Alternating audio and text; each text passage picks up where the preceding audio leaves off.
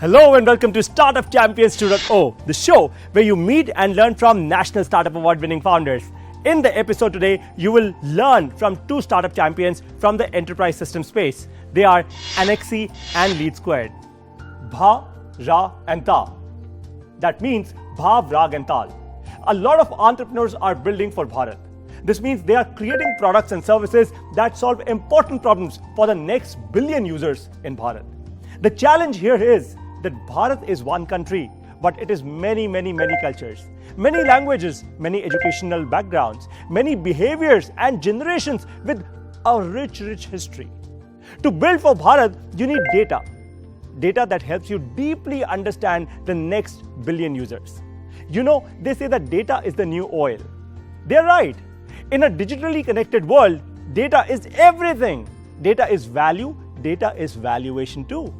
And finally, data is decision and data is direction. To drive a car or to send a rocket to space, you need data. Similarly, to build a business and grow it, you need data too. And our startup champion can get you authentic data from Bharat, as they claim it to be. Let's now see the Annexi digital story.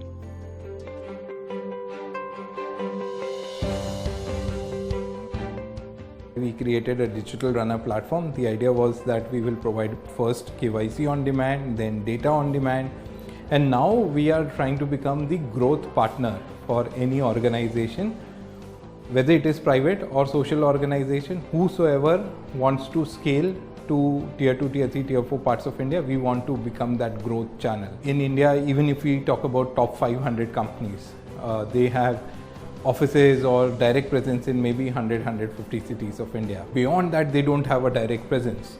But India overall has almost 748 plus districts. And if these companies want to scale from 150 to maybe next 500 districts, it is very difficult if they use the traditional approach where they hire their own people, they open up offices. It takes time and it is not scalable. They need something more modern. We have created this distributed network of digital runners who will go and do the activity which can help these businesses expand, or it could be social organizations also. So if there are companies who have aspirations to scale, we are providing whatever it takes, data, technology, manpower, everything is available on demand.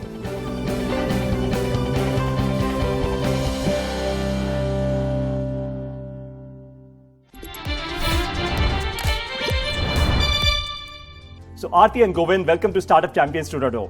Thank you. My first question to the both of you is, look, you've created India's reach engine. That's what you call Annexi to be. Let's now tell our viewers how you actually do it with your product. Sure. So here's your phone. Let's see how your app actually works and makes this all happen. Okay. So it's like, it's this app, Annexi partner app, is available on Play Store. Sure. You can just go and download it. What we expect is people who are looking for jobs, especially part-time jobs in rural and semi-urban parts of India. Those youth, boys and girls, should use this because they will get opportunities which are within 7, 8, 10 kilometers of their area, and they can make money while doing it. And these are mostly phygital kind of tasks where they will need to go make a physical visit, go and talk to somebody, ask some questions, collect some data and input it into our mobile app, because of which they will be able to make money. If they do it correctly, they will make money. So we have this app, it has a lot of options related to first getting trained. So they need to undergo a particular training. They can see what all opportunities there are to work and the geography where they are available, so they can do that. While taking up any of these opportunities, they will need to also put their exact location where all they want to work. So they might have choice of, I'll show you, it's like, how it looks like. So these are various opportunities, what is at any moment of time available on our app.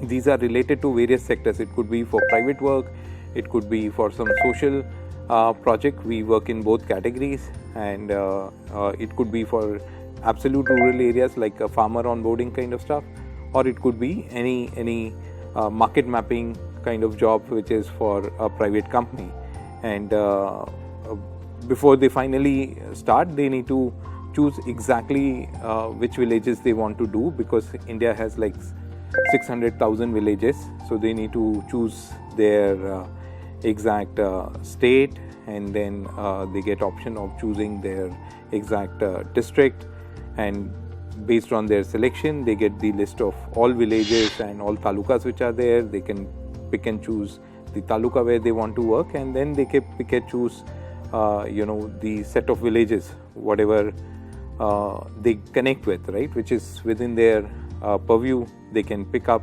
those villages, submit it.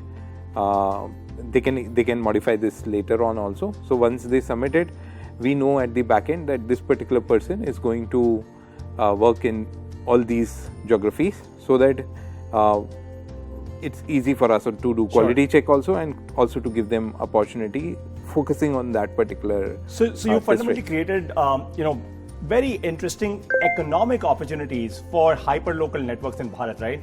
On that note, my second question to the both of you is, look, what economic impact have you actually created? Let's now talk impact for all of these digital runners that you have.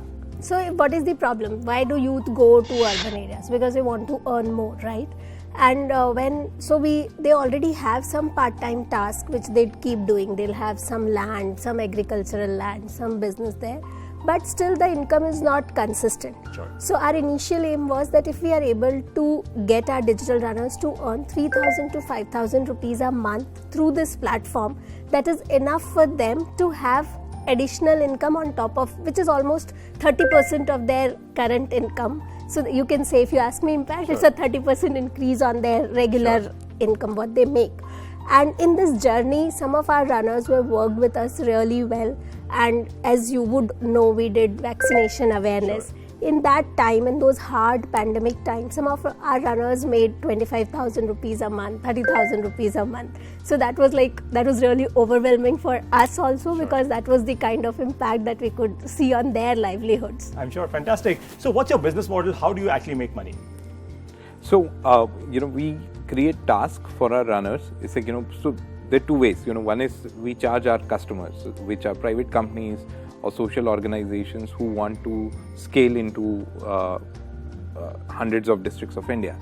So for them, we take up their task, whatever, it could be like a market mapping where they want to reach out to a particular category of retailers or stores in maybe in 100 districts. Sure. And in that case, we will charge them for every mapping activity which we do for them. And if there is profiling of stores, then we will charge them. Basically, we will split the work in various stages, like scope of work, and for each stage customer is liable to pay something. Same way, it's like we incentivize our runners so that they complete those steps one by one and they make money out of it. Every step they do creates a value. So end of the day, we try to take up jobs where every step on field can create some value. Sure. And that value should be significant enough for customer to pay. Fantastic. So that's why every task basis is what we Which is pretty simple and forward, right? Yeah. So what's your marketing strategy? Because a lot of our entrepreneurs would want to really learn, how do you get these customers? How do you reach out to them? I've kept it simple. My first agenda is to reach to almost top 1,000 listed companies of India. Sure. So you can just get a list of them. And then now, because of social media, LinkedIn and so much, you can just reach out to almost each CMO or CEO and relevant people in their marketing and sales to tell them about our product and services. So we simply do sales call. There's reasonable word of mouth also now which is available, so we get some traction on that front. As far as social work is concerned, the way whatever social work we do, again you have list of all these, maybe there's a whole list of 2 lakh NGOs which is available, and the foundations and corporate CSRs which are available. So it's easy to get easy to find your clientele, and then we have pre-sales and sales team in our office to reach out to them and show them our strengths. Makes a lot of sense, because every project that you're fundamentally doing is creating impact on the ground, right? So, Yes. so you have execution-oriented results to actually show to your Correct, customers. absolutely. Last question to the both of you is: look, millions of Indians are actually watching you right now on Startup Champion 2.0, right? It's a grand opportunity. Yes. Now, tell me something. They want to be entrepreneurs like you. They want to be successful like you. They want to solve great problems for Bharat like you. What's your advice for all of them? I think there are 2-3 pieces of advice, or you may say lessons learned Sure. the hard way. One is to keep focus, and second is to be in the industry you want to solve the problem. So spend some time, work there, work on ground. You will get more ideas, and you will be actually able to think about solutions to solve those problems. From an outsider perspective, when you look at industry, grass is always greener on the other side. So you think, oh, there's a lot of opportunity and there's a lot of things happening there. But when you actually deep dive there are reality checks. Sure. So spend some time there, learn through experience, and then probably figure out what you want to do. Fantastic. Any advice from you? I always talk about scalability. Whatever idea you feel you want to work as an entrepreneur, you should look at whether it is scalable or not. Opening a restaurant is a very good idea. Almost 80-90% people feel opening a restaurant is a good idea, but then restaurant will stay at one place, right? Sure. Rather than opening a restaurant, think about Zomato and Swiggy. They Got it. without owning So a single you're restaurant. all about scale. Without Fantastic. owning a single restaurant, they are like everywhere. Makes a lot of sense. All right. So on that note, the top 2 lessons of the session are: number 1, data is everything. If you can build a large data set that is valuable for a company or a network, you can and you will build a large enough business. That's for sure. They've done it. Number 2, start learning about network effects. With data and network effects put together, you can create hyper-local networks within India. You can unlock wealth that trickles down to the very last mile in Bharat, almost like the world's largest offline social network.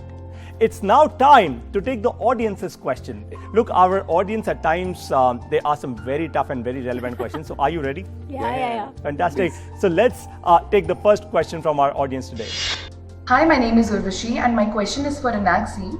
How do you train such a large service on the customer's product, and what would happen if they do false promises while selling it or promoting it?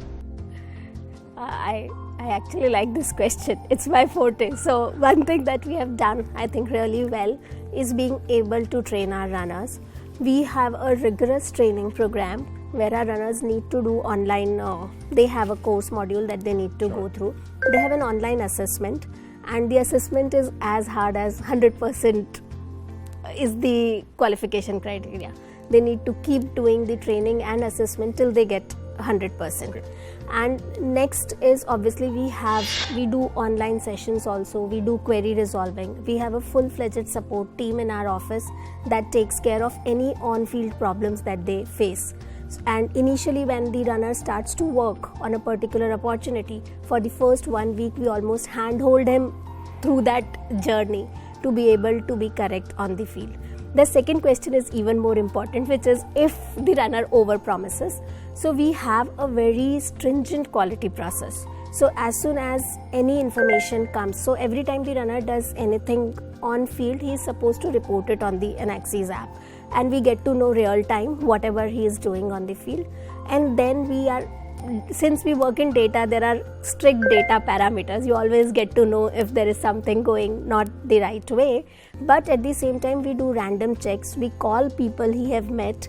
We ask them what is the commitment that the runner has made. And the moment we realize that one of the runner is over-promising or the commitment is not correct, we immediately correct it, and we make sure that every person he has met on field knows what is the correct communication, and it has been rectified. The runner goes for a retraining process. He is off the field till the time he gets his communication right. Very interesting. So we have put a lot of stringent measures there. But the idea is to ensure that runner fix the problem, right? It's not like just discard the runner because of some problem, because they are not doing it intentionally most of the time. It just happens. So he goes off field, he goes through the retraining process and then comes back again. That makes all the sense. Of course, you can't really put hire and fire everywhere, right? Yes. Meet me on the other side of this break. It's time for a short break now.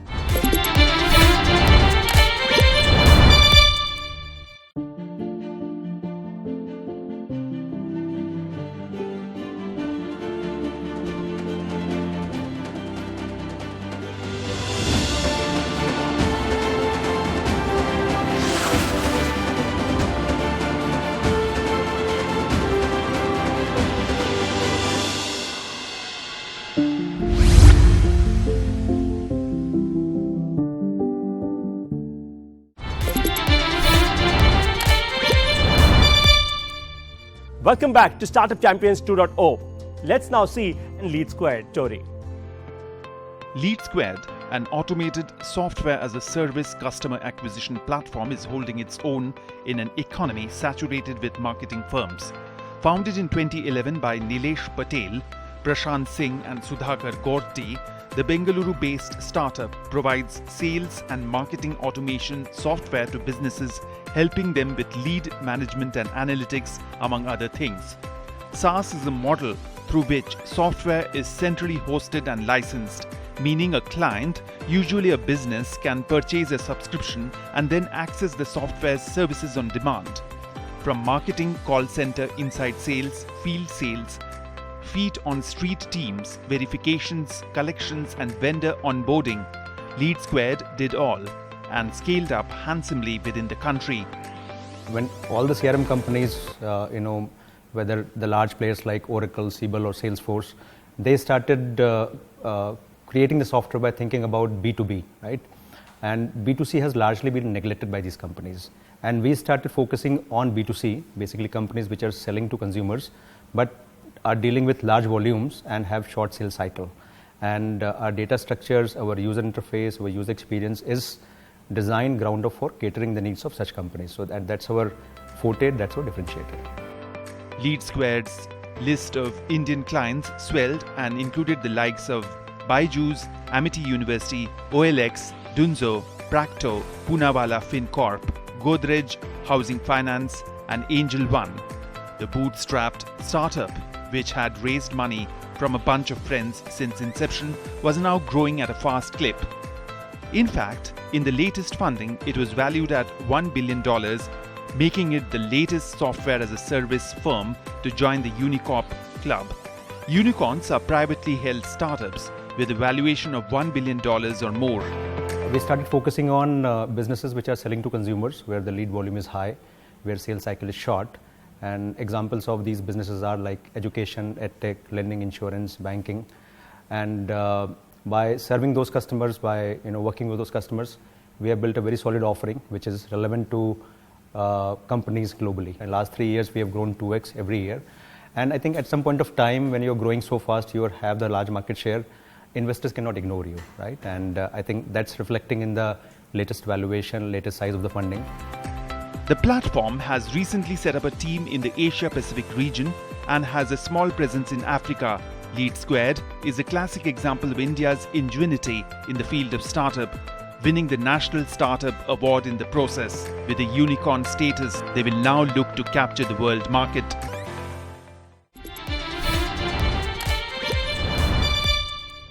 It's now time for a break. When I see you on the other side, we will together take step number 25th of how to start a startup. Meet me after the break.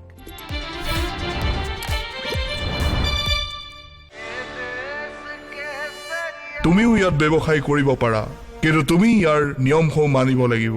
বহুত অপেক্ষা কৰিলো, আমি দেখুৱাব লাগিব আমি কোন হয়। তেতিয়া সমগ্ৰ ভাৰতে আমাৰ শক্তিৰ উমান পাব। এই শিয়ালবোৰক মাৰিবই লাগিব, আমাৰ মাতৃভূমিৰ বাবে, স্বৰাজৰ বাবে। Mahadev!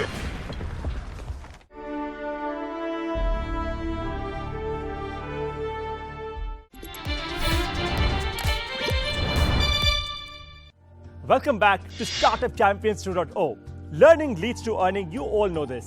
Let's now continue our journey of learning with step number 25 of how to start a startup. Innovate and disrupt faster than your competitors. Understand this very carefully. One of the most important jobs of a startup founder is to disrupt their own selves before the competition does. By disruption, what I mean, or what I don't mean, is that you don't need to pivot. By disruption, what I mean is evolve your products, evolve your services and your business model. Remember, evolve your products, your services and your business model. Disruption is not always innovation. It can be an order of magnitude improvement in the current customer experience that grows your NPS score. What is that? It's the Net Promoter Score. So what I fundamentally intend to tell you is, once you disrupt yourself, you must ensure that you measure it with a growing NPS score. If it is not growing, your disruption strategy is not working quite right. The challenge here is that we are too consumed as founders in our daily operations, that we don't actually give time to think of how could we be ousted from the market. The world of business is very, very brutal. Customers have too many options today. Remember, 15 years back in India, you used to be proud of a phone with keypad. Remember that? Their key USP was data security, the email security in their phone. Are they there anymore? They're not. They're out of the market. Another phone company, which was probably the largest phone brand globally, is just no more. A camera company that thought that films will never go out of fashion, they are now struggling to go digital. Remember, if you don't disrupt yourself, somebody else will, and that's a guarantee of your failure. Implement step number 25 and make your startup a lot more successful. What did you learn from today's episode? Tell me more about it. Share your feedback with us, make your videos and post them on social media with #StartupChampions2. In the next episode, you will meet our startup champions from the travel industry. The special thing about them is they are a woman-driven startup. Thank you for watching Startup Champions 2.0. Jai Hind. How can we deliver services that will always create easy life for this rural household? Biggest bet Right. is the entrepreneur. 70% weightage is on the entrepreneur for me.